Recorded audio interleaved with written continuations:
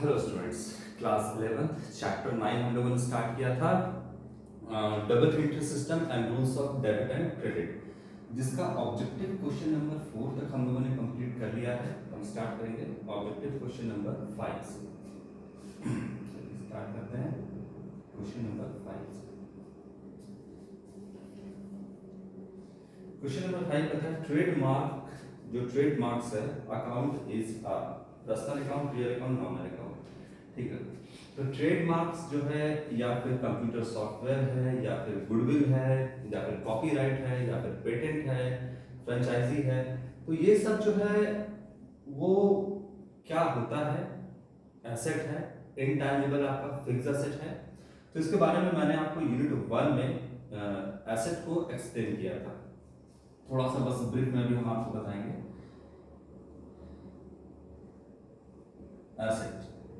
Asset क्या होता है? जो बिजनेस के पोजीशन में हो और जो बिजनेस को चलाने में, प्रॉफिट कमाने में मदद करे, वो एसेट होता है। इसको दो कैटेगरी में बांटा गया है। एक होता है आपका नॉन करंट एसेट्स और नॉन करंट एसेट, जिसे हम लॉन्ग टर्म एसेट भी बोलते हैं और इसे हम फिक्स्ड एसेट्स भी कहते हैं। तो नॉन करंट एसेट यानी जो करंट नहीं हो, वो आपका कौन सा एसेट है? फिक्स्ड है या लॉन्ग टर्म एसेट है। तो फिक्स्ड एसेट को क्या आप देखिए, जनरली आप लोग जानते हो फिक्स्ड एसेट चाहते हो। फिक्स्ड एसेट मतलब वो एसेट जिसको आप विद इन अ ईयर नहीं बल्कि एक साल के बाद आप इसको कैश में कन्वर्ट कर सकते हैं, वो आपका नॉन करंट एसेट या फिक्स्ड एसेट या लॉन्ग टर्म एसेट कहलाता है। तो हम नॉन करंट बोले, लॉन्ग टर्म बोले, फिक्स्ड एसेट बोले, एक ही बात है आपका। ठीक है, ये हो गया आपका फिक्स्ड एसेट। दूसरा होता है आपका करंट एसेट।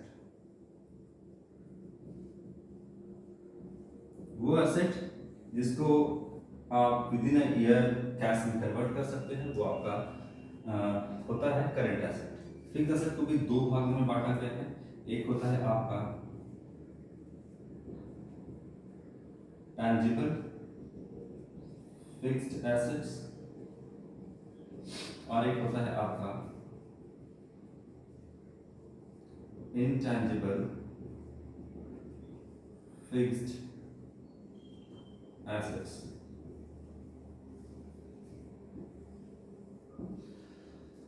इसके बाद करंट एसेट को जो बांटा गया है वो है, या तो आप इसको बोलिए फिक्स्ड एसेट और बोल सकते हैं इसको लिक्विड एसेट्स। ठीक है, देखिए एसेट को जो है वो बेसिकली दो भागों में बांटा गया है। एक हो गया आपका इनटैंजिबल या इनटैंजिबल तो नहीं, आपको कह सकते हैं नॉन करंट या फिर फिक्स्ड एसेट या लॉन्ग टर्म एसेट। दूसरा हो गया करंट एसेट। तो लॉन्ग टर्म एसेट हो गया जिसको आप कन्वर्ट कर सकते हैं कैश में, लेकिन शॉर्ट पीरियड ऑफ टाइम में नहीं, यानी एक साल के अंदर नहीं, एक साल के बाद, तो उसको हम नॉन करंट एसेट बोलते हैं। और जिसको विद इन ईयर आप कैश में कन्वर्ट कर सकते हैं, वो आपका करंट एसेट है। नॉन करंट में भी आपका दो भाग में बांट दिया गया है। एक टैंजिबल, जिसका कोई फिजिकल एग्जिस्टेंस होता है, जैसे आप इसमें बोल सकते हैं land and building, plant and machinery, furniture, है ना। इसके बाद कंप्यूटर, ये सारा आपका क्या होता है? टैंजिबल फिगर्स है जिसका कोई फिजिकल एग्जिस्टेंस होता है। नॉन करंट में आपका जो पार्ट है इनटैंजिबल फिक्स्ड एसेट का, उसमें सबसे पहले आप देखिएगा तो आपका गुडविल है। गुडविल है, फिर हो जाएगा आपका पेटेंट, फिर हो जाएगा आपका कॉपीराइट, फिर हो जाएगा आपका ट्रेडमार्क्स, फिर हो जाएगा आपका कंप्यूटर सॉफ्टवेयर। ये सारा आपका इनटैंजिबल फिगर्स है जिसका कोई फिजिकल एग्जिस्टेंस नहीं होता है, लेकिन फिर भी ये एसेट की कैटेगरी में आता है।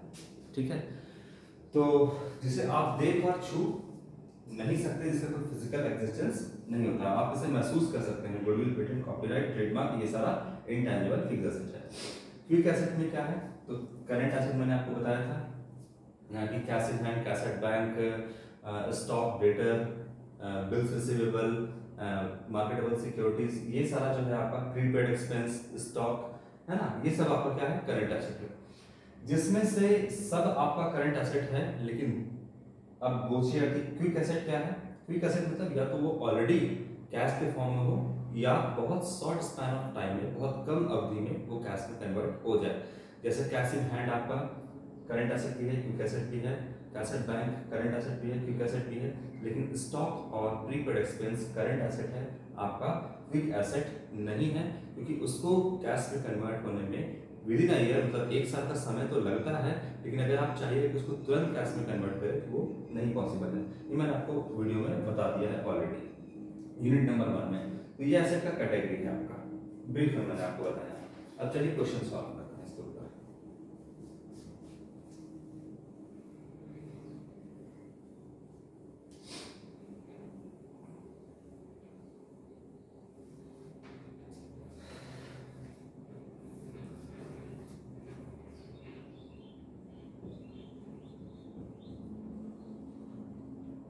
ट्रेडमार्क्स अकाउंट इज द, ए हो गया आपका पर्सनल अकाउंट, बी हो गया आपका real account, C nominal account, और डी नन ऑफ दिस। तो इसका आंसर होगा रियल अकाउंट।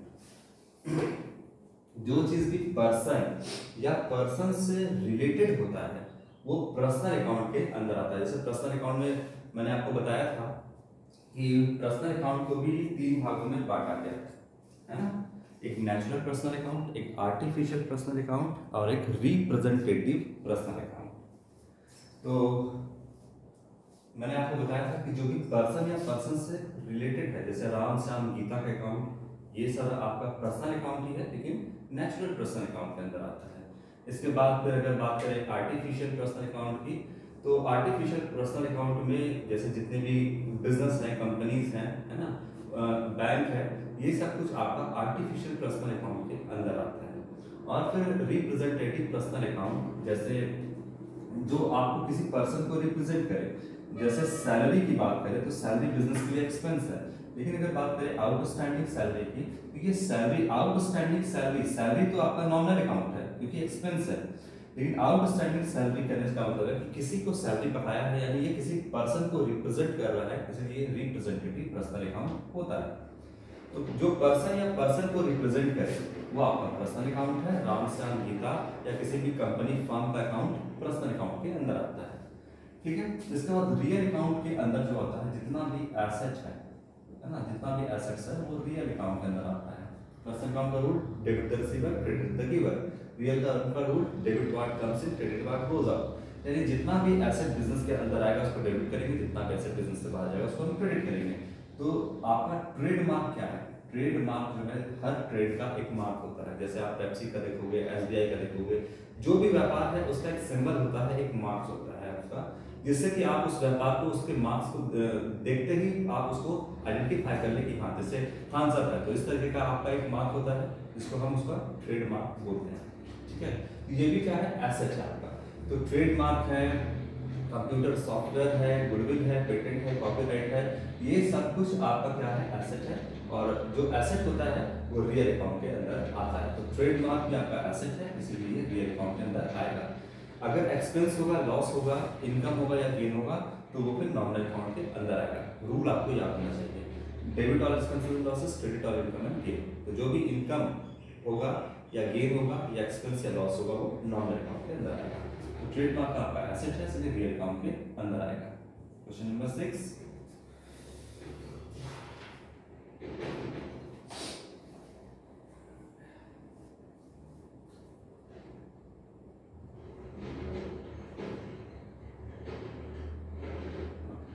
लिखता है debit the losses and expenses.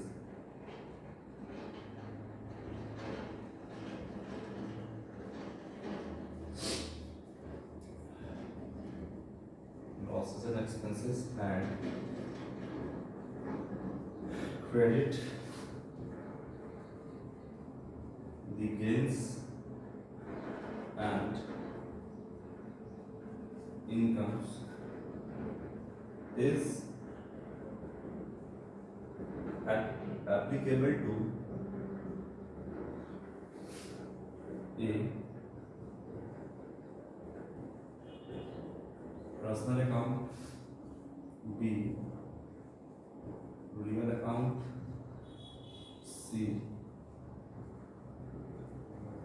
nominal account और D है आपका none of these। क्या हो जाएगा आपका नॉमिनल अकाउंट। ठीक है, होता है कि ये जो एप्लीकेबल है, ये जो रूल है debit the losses and expenses, यानी हम एक्सपेंस और लॉस को क्या करेंगे, डेबिट करेंगे, और इनकम क्रेडिट इनकम और गेन या गेन और इनकम को क्या करेंगे, हम क्रेडिट करेंगे। ये कौन सा रूल करता है, किस अकाउंट का रूल ये करता है, तो नॉमिनल अकाउंट का रूल करता है। पर्सनल अकाउंट का करता है debit the receiver credit the giver, और रियल अकाउंट पर डेबिट वार्ड कम से क्रेडिट वार्ड गोज आउट, और आपका नॉमिनल अकाउंट पर डेबिट और एक्सपेंसेस एंड लॉसेस क्रेडिट और इनकम एंड गेन। तो जो भी एक्सपेंस और लॉस है उसको हम डेबिट करेंगे, इनकम गेन को क्रेडिट करेंगे, वो आपका नॉमिनल अकाउंट के अंदर आता है। ठीक है, क्वेश्चन नंबर 6 हो गया। क्वेश्चन नंबर 7,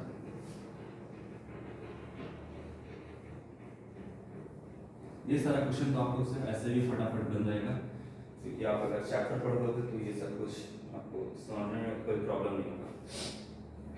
क्वेश्चन नंबर 6 के बाद question number 7,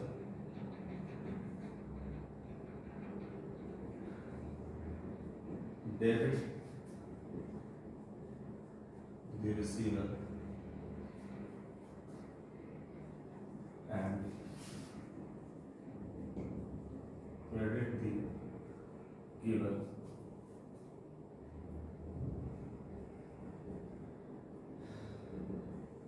is applicable to a personal account. आप आंसर जानते हो तो आप वीडियो को आगे बढ़ा करके देख लेना।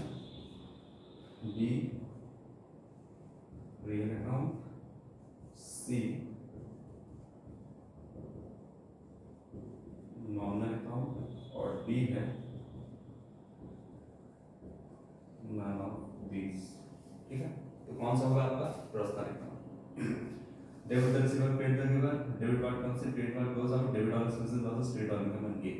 तो आपका ऑप्शन ए जो है वो करेक्ट होगा इसका। Debit the receiver credit the giver किसमें आता है, आपका पर्सनल अकाउंट के अंदर। जो रिसीवर है उसे हम डेबिट करेंगे और जो गिवर है उसे हम क्रेडिट करेंगे। ये आपका पर्सनल अकाउंट का रूल होता है। Question number 8, outstanding expense is in the nature of. देखिए ये सब कुछ आपको समझना ज़्यादा ज़रूरी है।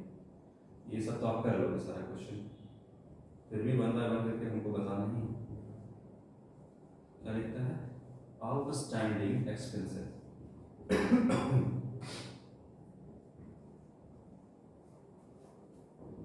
Is in the nature of. Outstanding expense जो है वो किस नेचर का होता है, कौन सा अकाउंट होता है। ए नॉमिनल अकाउंट, बी क्या लिखता है रिप्रेजेंटेटिव पर्सनल अकाउंट, सी पर्सनल अकाउंट, और डी नन ऑफ दिस। चलिए, आउटस्टैंडिंग एक्सपेंस क्या होता है, तो जानिए बी होगा रिप्रेजेंटेटिव पर्सनल अकाउंट। चलिए इसको समझते हैं। हम जो भी रिकॉर्ड करते हैं बिजनेस में, वो बिजनेस के पॉइंट ऑफ व्यू से रिकॉर्ड करते हैं, है ना, और बिजनेस के पॉइंट ऑफ व्यू से रिकॉर्ड करते हैं। और ये कौन सा आपका कंसेप्ट करता है, तो ये आपका सेपरेट एंटिटी कंसेप्ट या बिजनेस एंटिटी कंसेप्ट करता है। या आप जो भी रिकॉर्डिंग करेंगे वो बिजनेस के पॉइंट ऑफ व्यू से करेंगे। सेपरेट एंटिटी कंसेप्ट करता है कि जो बिजनेस होता है, बिजनेस का मालिक होता है, वो दोनों अलग अलग है। और बिजनेस के पॉइंट ऑफ व्यू से देखा जाए तो जो बिजनेस का मालिक है, ऑनर है, वो क्रेडिटर होता है बिजनेस के अंदर। अब यहाँ पर बिजनेस जो है वो बहुत सारा एक्सपेंस करता है, खर्च करता है पैसा बिजनेस को चलाने के लिए। जैसे स्टाफ को सैलरी देता है ना, स्टाफ को, अपने एम्प्लॉय को बिजनेस क्या करता है, सैलरी देता है।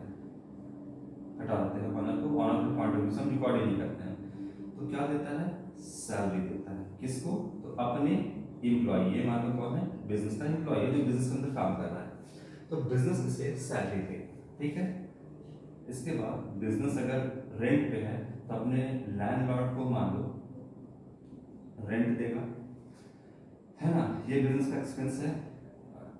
वेजेस है ना, वेजेस मजदूर है, अगर मजदूर काम कर रहा है बिजनेस में तो उसको मजदूरी दोगे, तो वेजेस भी जो है वो क्या है, आपका बिजनेस के लिए एक्सपेंस है। तो ये सारा बिजनेस के लिए क्या है, एक्सपेंस है। Salary, rent, wages. वेजेस और सैलरी में क्या डिफरेंस है, सैलरी जो मंथली बेसिस पे मिलता है, और वेजेस क्या होता है जो डेली या वीकली बेसिस पे मिले, वो आपका वेजेस होता है। और जो मजदूर काम करते हैं बेसिकली, जो फिजिकल लेबर करते हैं, उनको मिलता जो है वो वेजेस कहलाता है। और जो दिमागी रूप से, मेंटल एबिलिटी से जो काम करते हैं, उनको सैलरी मिलता है मंथ के बेसिस पे, मंथली बेसिस पे। ये डिफरेंस दोनों में।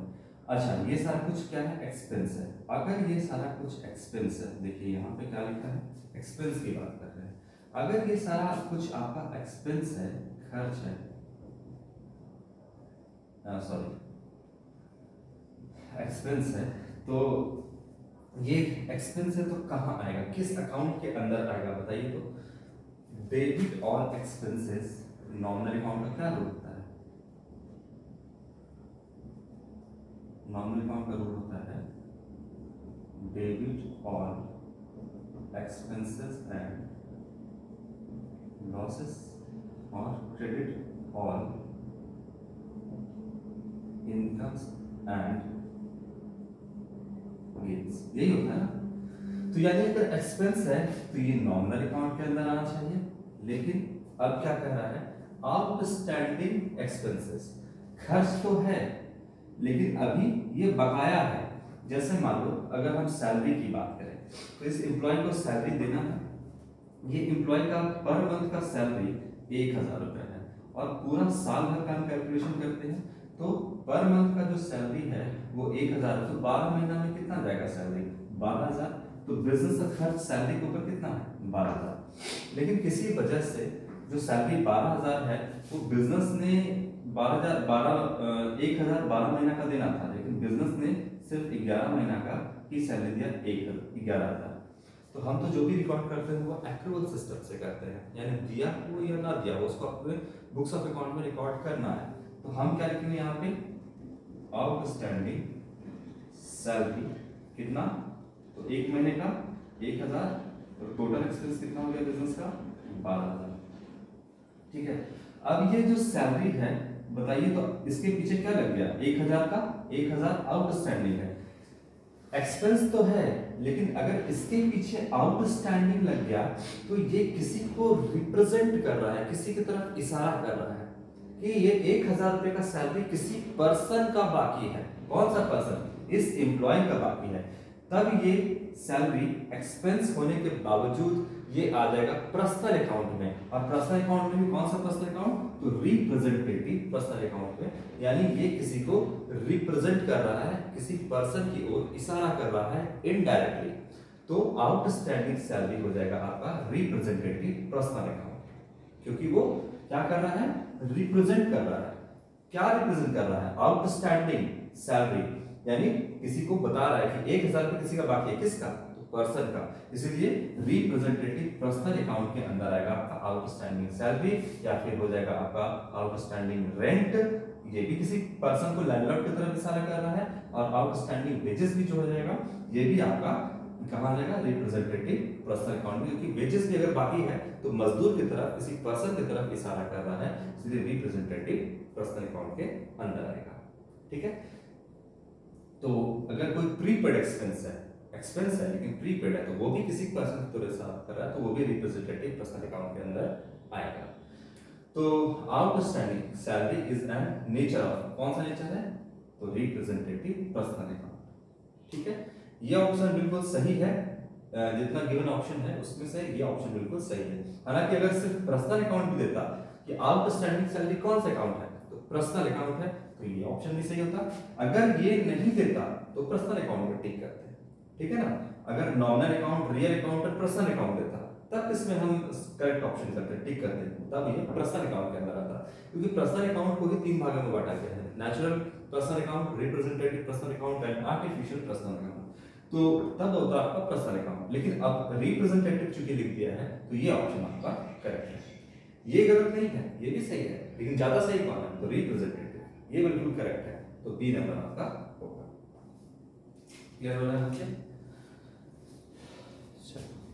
क्वेश्चन नंबर 8 यहाँ पर हम लोगों ने कंप्लीट कर लिया है। Question number 9,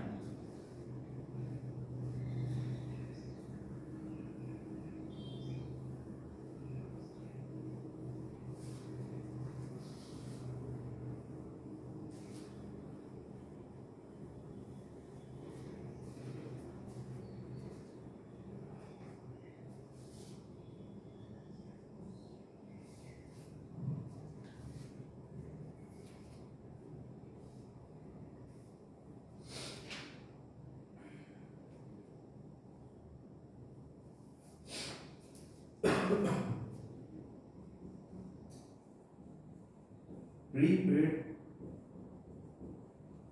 expenses account is a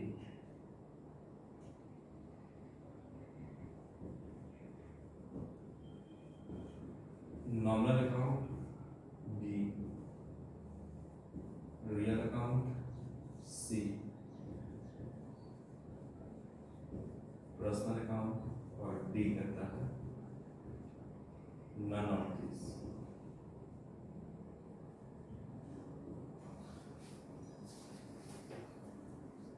देखिए प्रीपेड एक्सपेंस यहां भी आ गया एक्सपेंस, और एक्सपेंस के अगर पीछे या आगे कुछ भी लगता है तो पर्सनल अकाउंट होता है। जैसे आपका आउटस्टैंडिंग एक्सपेंसेस, चाहे आपका सैलरी हो, आउटस्टैंडिंग सैलरी हो, रेंट हो, outstanding salary, outstanding rent, outstanding wages हो, ये किसी को रिप्रेजेंट कर रहा है, कौन सा, ये एक्सपेंस किसी को रिप्रेजेंट कर रहा है, तो रिप्रेजेंटेटिव पर्सनल अकाउंट में आएगा। उस तरीके से यहाँ भी है, प्रीपेड कर दिया है, पहले ही आपने किसी को पेड कर दिया है, तो ये भी किसी को रिप्रेजेंट कर रहा है। ठीक है, तो एक्सपेंस के आगे जो है आपका क्या है, प्रीपेड, यानी आपने पहले ही पेड कर दिया है किसी पर्सन को, तो ये भी आपका आउटस्टैंडिंग एक्सपेंस के जैसा ही आपका किस कैटेगरी में आ जाएगा, आपका पर्सनल अकाउंट के अंदर आएगा। एक्सपेंस है, ये भी एक्सपेंस है, आउटस्टैंडिंग है या प्रीपेड है, ये दोनों आएगा आपका पर्सनल अकाउंट के अंदर, क्योंकि ये किसी को रिप्रेजेंट कर रहा है, किसी की तरफ इशारा कर रहा है कि किसी को आपने प्रीपेड एक्सपेंस यानी पहले ही पे कर दिया है। ठीक है, जैसे आपका हो सकता है प्रीपेड रेंट हो सकता है, प्रीपेड सैलरी हो सकता है किसी पर्सन को, जैसे यहाँ पे आउटस्टैंडिंग है, आउटस्टैंडिंग का मतलब बकाया है, देना बाकी है। प्रीपेड का मतलब आपने अभी तक वो काम किया नहीं है, लेकिन ऑलरेडी आपने उसको जो है आगे के पीरियड का जिसमें उसने काम नहीं किया है उसका आपने प्रीपेड किया है, मतलब अभी उसने काम किया नहीं है, लेकिन आपने या तो रेंट प्रीपेड कर दिया है या फिर आपने कोई सैलरी अपने स्टाफ को या एम्प्लॉय को पहले ही पे कर दिया है, तो वो भी जो प्रीपेड एक्सपेंस है आपका, वो आपने किसी पर्सन की तरफ इशारा कर रहा है कि मैंने इस पर्सन को जो है प्रीपेड कर दिया है, पहले ही पेड कर दिया है, पहले ही पैसा दे दिया है, चाहे रेंट हो चाहे आपका सैलरी हो। तो प्रीपेड एक्सपेंस, एक्सपेंस होने के बाद भी चूंकि प्रीपेड है, पहले पेड कर दिया है, तो किसी की तरफ इशारा कर रहा है, ये भी किसी मतलब पर्सनल अकाउंट के अंदर आएगा। ठीक है, सिर्फ एक्सपेंस होता तो नॉमिनल अकाउंट, प्रीपेड है तो पर्सनल अकाउंट, सिर्फ एक्सपेंस होता तो नॉमिनल अकाउंट, आउटस्टैंडिंग एक्सपेंस है तो personal account. Question number 10,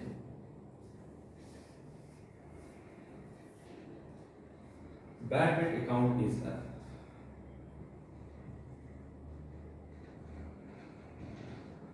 bad debts account is कौन से अकाउंट है बैड डेट? ए personal account, B real account, वही personal real nominal account, C nominal account, और बी कहेगा नॉन ऑफ दिस, और क्या कहेगा? चलिए बताइए कि जो बैड डेट है वो आपका क्या होगा, पर्सनल रियल या नॉमिनल? तो सबसे पहले आपको जानना पड़ेगा कि बैड डेट होता क्या है। जो भी रिकॉर्ड करते हैं बिजनेस के रिकॉर्ड पर रिकॉर्ड करते हैं कि हमारा सेपरेट एंटिटी कंसेप्ट या बिजनेस एंटिटी कंसेप्ट कहता है। अब ये जो है इसको बिजनेस ने क्या किया, क्रेडिट सेल किया, क्रेडिट सेल। और एक आदमी को नहीं करता है, बिजनेस बहुत सारे लोगों को क्रेडिट सेल करता है, क्रेडिट सेल। मान लो इसे 2000 रुपये का किया, इसे 3000 रुपये का किया और इसे 5000 रुपये का क्रेडिट सेल किया। ठीक से लिख देते हैं क्रेडिट सेल, उधार में सामान बेचा। तो नियर फ्यूचर में ये भी बिजनेस को पैसा देगा, ये भी बिजनेस को पैसा देगा और ये भी बिजनेस को पैसा देगा। ठीक है, तो पैसा देगा बिजनेस को, तो ये बिजनेस का क्या है, डेटर है। अब डेटर अगर पैसा लेके भाग जाए तो हो सकता है कि ये डेटर पैसा बिजनेस को ना दे। तो जो उधार पे सामान बेचा गया था, जो कर्ज के तौर पे इसको सामान दिया गया था 2000 रुपये का, जो कर्ज के तौर पे दिया गया था, जो डेट का मतलब क्या होता है, कर्ज। अच्छा, इसको कर्ज के तौर पे दिया गया था ना, 2000 का सामान उधार दिया गया था। तो जो कर्ज था इसके ऊपर वो क्या हो गया, उस कर्ज का पैसा इसे लौटाना था बिजनेस को, जो कि क्या हो गया, बैड का मतलब खराब, नहीं दिया पैसा, ये डेटर पैसा लेके भाग गया। तो ये जो बिजनेस पैसा लेके भाग गया, जो बिजनेस को पैसा नहीं दिया, जो पैसा बिजनेस का डूब गया, जो बिजनेस का पैसे लॉस हो गया, उसी को हम बोलते हैं बैड डेट्स। यानी कितना बैड डेट हो गया, अभी 2000 रुपये डेटर लेके भाग गया तो नहीं दिया, तो जो डेट, जो कर्ज लौटाना था बिजनेस को, वो बैड हो गया, नहीं लौटा, तो इसी को बोलेंगे क्या, बैड डेट। बिजनेस को कितने का नुकसान हो गया, लॉस हो गया, 2000 रुपये का बिजनेस को लॉस हो गया। बाकी सारे डेटर पैसा दे दिए मान लेते हैं, लेकिन ये नहीं दिया, तो 2000 का नुकसान हुआ। तो बैड डेट क्या हो गया बिजनेस के लिए, ये 2000 रुपये बिजनेस के लिए क्या हो गया, लॉस हो गया। अब लॉस हो गया तो बताइए, अब आइए रूल पर, कौन सा रूल करता है जिस लॉस किस अकाउंट के अंदर आता है, तो नॉमिनल अकाउंट। नॉमिनल अकाउंट क्या कहता है, debit all expenses and losses और credit all income and gains. ये हो गया। तो बताइए क्या है यहाँ पे, लॉस हुआ ना, तो लॉस हुआ तो किस अकाउंट के अंदर आएगा।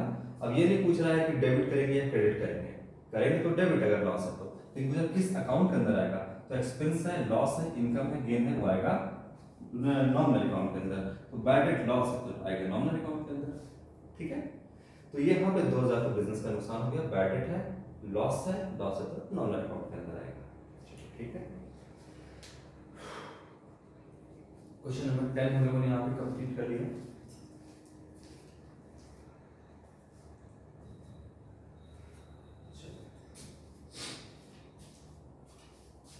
इनके बाद कौन सा है आपका, account which represent an item of asset is called. चलिए क्वेश्चन और करते हैं।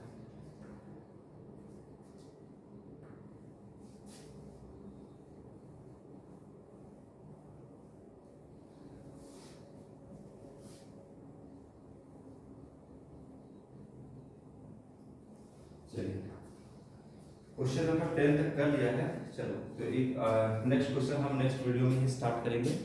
तो यहाँ तक आप लोग देख लेना, जो भी पैसा डूबता है बिजनेस का वो बैड डेट होता है।